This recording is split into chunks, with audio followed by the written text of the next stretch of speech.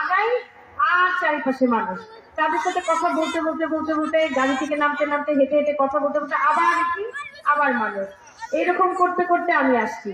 যার কারণে সময়টা আমার অনেকক্ষণ হয়ে গেছে। আপনারা আমাকে ক্ষমাস্বরূপ দৃষ্টিতে দেখছেন তো, ক্ষমা করছেন তো, সত্যি তো?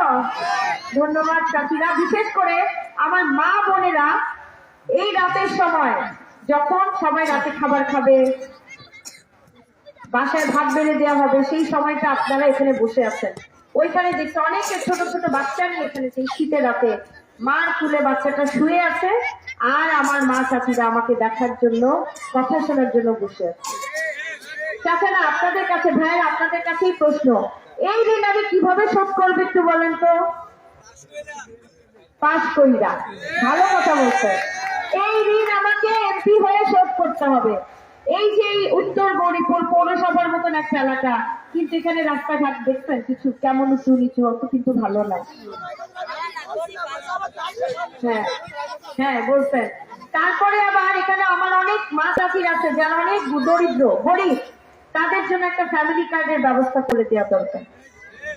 আবার এখানকার এই পৌরসভার জন্য সরকারি ভাবে একটা আলাদা বরাদ্দ দরকার, যেখানে আমরা ড্রেন সিস্টেমটা যেন সুন্দরভাবে চলে। ড্রেনেজ সিস্টেম খারাপের জন্য বর্ষা বাদলের দিন কি সমস্যাটা হয় সেটা তো আমি দেখছি। ময়লা পানি আর বৃষ্টির পানি একাকার, সেই সময় কিন্তু অনেক ধরনের রোগও হয়, জীবাণুমূলক রোগও হয়, কিন্তু আমাদের সন্তানরা বেশি আক্রান্ত হয়। কিন্তু দুঃখের কথা কি বলবো, এই আক্রান্ত সন্তানগুলো সদর হাসপাতালে ঠিক মতন চিকিৎসা পায়? শিশু আর কি খুব উন্নত না? তাহলে আমরা শেরপুরবাসী এই বাচ্চাগুলোকে নিয়ে আবার সুস্থ হওয়ার পর তারা যে একটু বলবে, মা অনেকদিন হাসপাতাল ছিলাম, এখন একটু ঘুরতে যাবো, কোনো শিশু পার্ক নেই, তাহলে এই বাচ্চাগুলো যাবে কই? আচ্ছা, এমনি নয়, বড় হইলো ওই ভাত আর কি বলে ফসল, সব সবজি, দেশের সবজি খেয়ে বড় হইলো। বড় হইতে হইতে যখন একটু বড় হয়ে গেল, খেলার মাঠ নাই, তাই না? ঠিক তো? আচ্ছা, বড় হইতে হইতে এসএসসি দিল, বিশ্ববিদ্যালয় নাই, তাহলে কি ঘরের ছেলে ঘরের মেয়ে ঘরে না থেকে এখন যাও মারিসিং যাও, নাহলে ঢাকায় যাও। এখন মারিসিং ঢাকায় যাইতে গেলে কি দিয়ে যাবো? রেল লাইন নাই, তাই তো? আচ্ছা, তাহলে এখন কি দিয়ে যাবো? বাস দিয়ে যাবো, তাও কি স্মার্ট এসি আলা সুন্দর বাস নাই, ঠিক তো? তাহলে এখন কি ওই লোকাল বাস দিয়ে যাও ঢাকা।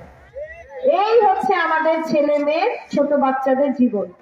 শুরু হইলো একভাবে, শেষ হওয়ার পথে। তার মধ্যে যখন নাকি এরকম একটা জেলা শহরে মানুষে আমার ছোট ভাই বোনরা যখন মেডিকেলের চান্স পায়, ইঞ্জিনিয়ারিং এর চান্স পায়, ভালো ভালো জায়গায় চান্স পায়, তখন এসে তারা যখন দেখে অন্যান্য ডিস্ট্রিক্টের ছেলে পেলেরা কত মডার্ন, তাদের শহরে সব আছে, আমার শেরপুরে কিছু নাই। হাঁটো লাগে না? ছোট লাগে না? দিন এখন আসছে 41 বছর পর শেরপুরে দীর্ঘ প্রচেষ্টায় এই যে নেতা কর্মীরা যে জুলুম মামলা হামলা খাচ্ছে, তাদের পরিশ্রমের বিনিময়ে আজকে ধানের শীষের প্রতি শেরপুর সদর আসনে আসছে। তাহলে এই ধানের শীষকে ধরে রাখার দায়িত্ব কার? আমার না আপনাদের? আমাদের সবার। আমার দায়িত্ব ছিল ধানের শীষের প্রতীক আপনাদের হাতে তুলে দেয়া।